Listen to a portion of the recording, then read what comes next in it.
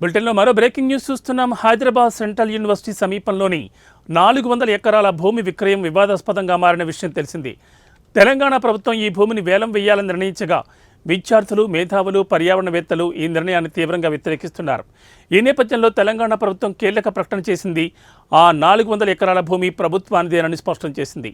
ఆ భూమి ప్రభుత్వానిదేనని క్లారిటీ ఇచ్చిన ప్రభుత్వం అందులో హెచ్సియు భూమి లేదని తేల్చెప్పింది. ఆ భూమికి తామే యజమానులమని కోర్టు ద్వారా నిరూపించుకున్నామని ప్రభుత్వం పేర్కొంది. 21 ఏళ్ల క్రితం ప్రైవేట్ సంస్థ కేటాయించిన భూమిని న్యాయ పోరాటం ద్వారా ప్రభుత్వం తిరిగి పొందినట్లు పేర్కొంది.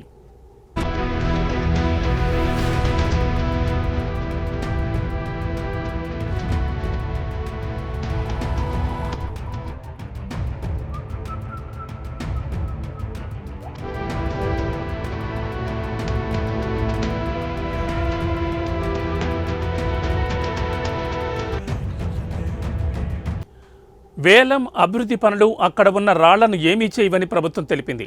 అభివృద్ధి కోసం ఇచ్చిన భూమిలో చెరువు లేదని స్పష్టం చేసింది. సర్వేలో ఆ భూమి హెచ్సియుకు చెందింది కాదని తేలిందని పేర్కొంది. అభివృద్ధికి ఇచ్చిన భూమిలో చెరువు లేదని, సర్వేలో 1 అంగుళం భూమి కూడా హెచ్సియుది కాదని తేలిందని ప్రభుత్వం తెలిపింది. కొందరు కావాలనే విద్యార్థులను తప్పుదోవ పట్టిస్తున్నారని ప్రభుత్వం తెలిపింది.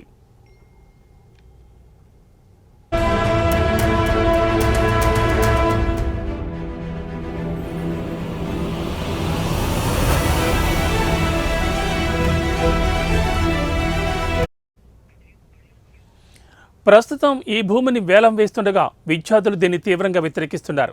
వారి నిరసనల కారణంగా పోలీసులు హెచ్సియు వద్ద భారీ భద్రత ఏర్పాటు చేసి ఇప్పటికే సుమారు 200 మందిని అదుపులోకి తీసుకున్నారు.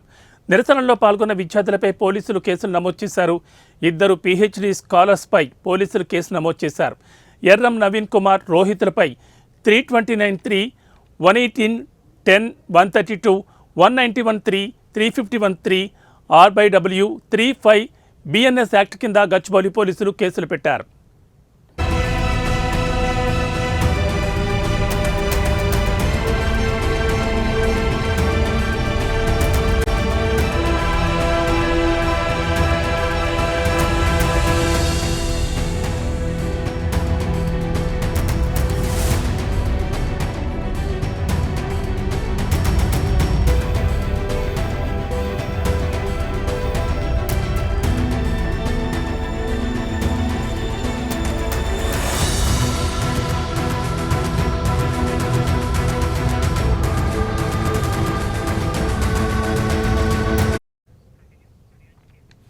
హైదరాబాద్ సెంట్రల్ యూనివర్సిటీ సమీపంలోని 400 ఎకరాల భూమి విక్రయం వివాదాస్పదంగా మారిన విషయం తెలిసిందే.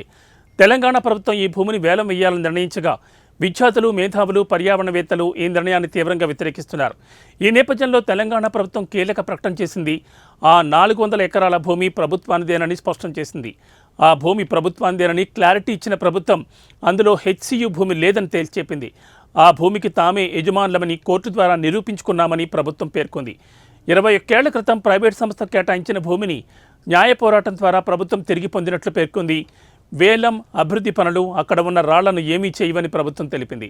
అభివృద్ధి కోసం ఇచ్చిన భూమిలో చెరువు లేదని స్పష్టం చేసింది. సర్వేలో ఆ భూమి హెచ్సియుకు చెందింది కాదని తేలిందని పేర్కొంది. అభివృద్ధికి ఇచ్చిన భూమిలో చెరువు లేదని, సర్వేలో 1 అంగుళం భూమి కూడా హెచ్సియుది కాదని తేలిందని ప్రభుత్వం తెలిపింది. కొందరు కావాలనే విద్యార్థులను తప్పుదోవ పట్టిస్తున్నారని ప్రభుత్వం చెబుతోంది. ప్రస్తుతం ఈ భూమిని వేలం వేస్తుండగా విద్యార్థులు దీన్ని తీవ్రంగా వ్యతిరేకిస్తున్నారు. వారి నిరసనల కారణంగా పోలీసులు హెచ్సియు వద్ద భారీ భద్రతా ఏర్పాట్లు చేసి ఇప్పటికే సుమారు 200 మందిని అదుపులోకి తీసుకున్నారు. నిరసనల్లో పాల్గొన్న విద్యార్థులపై పోలీసులు కేసులు నమోదు చేశారు. 2 PhD స్కాలర్స్పై పోలీసులు కేసు నమోదు చేశారు.